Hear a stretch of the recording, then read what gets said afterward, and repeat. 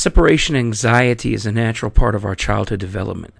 Mom drops us off at school for the first time, and immediately we reach out our arms and cry for her as she walks out the door. Mom is our safe place. She is our refuge, a very present help in the times of trouble. Now she's leaving us in this big, scary world of crayons and boogers to fend for ourselves. As we develop, we learn to become more independent, and pretty soon we don't cry anymore when Mom leaves the room.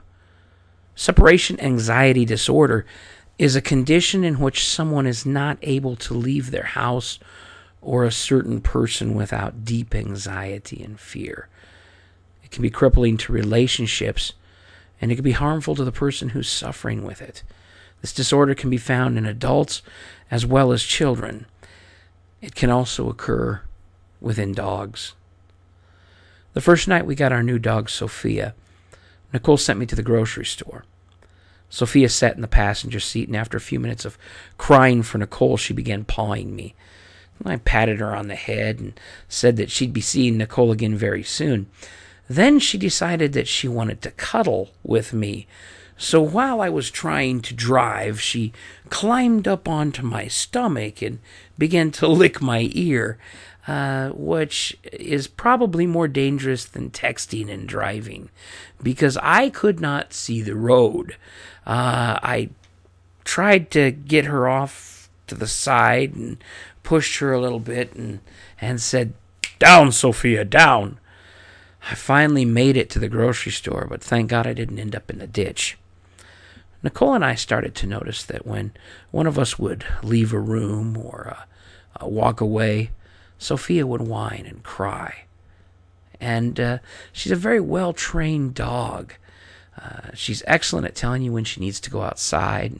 She'll actually bring you her leash when she wants to be walked. But she always wants to be outside with you.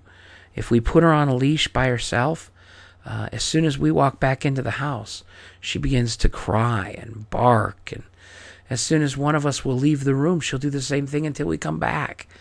And so we realized that she's got some deep situations, some separation anxiety. Now, it's amazing because caring for a dog is not an easy task, but caring for a dog that has separation anxiety is even more difficult. We've only had this dog for a few days, and she can't stand the thought of seeing one of us leave the room, which is amazing, because I can't believe that this animal within 24 hours could surrender her love so completely that it pains her to be without us. Perhaps her disorder stems from her personal experience of abandonment since she's a rescue dog. Perhaps she was a rescue dog because of her disorder and the inability of her previous caregivers to deal with it. The truth is, dealing with Sophia's disorder has convicted me, because I have a master who saved me from the depths of hell, and he gave his life to rescue me. And I'm not broken like I should be at the lack of his presence in my life.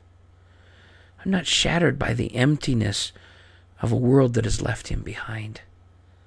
My focus has drifted from the master and been consumed by the cares of this world.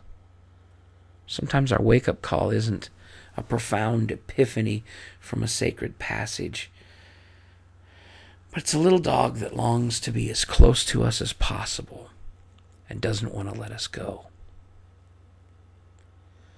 That's the way I need to be with my master.